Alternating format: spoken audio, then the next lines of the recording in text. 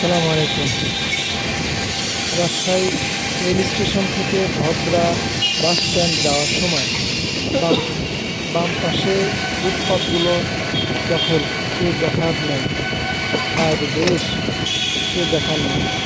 ফুটপাত ছেড়ে মূল সড়কে চলে এসেছে দখলদাররা। টাকার বিনিময়ে এদেরকে ফুটপাত দখল দেওয়া হয়েছে। এর থেকে মুক্তি করে তাদের দেশ। দুই পাশে রেল স্টেশন থেকে ভদ্রা যাওয়ার বাম পাশের দৃশ্য এটি। উভয় পাশেই এইভাবে বেদখল হয়ে আছে ফুটপাত।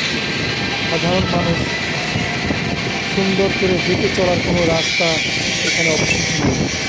এমনকি মূল রাস্তায়ও চলে এসেছে দখলদারির সেই দখলদারিত্ব।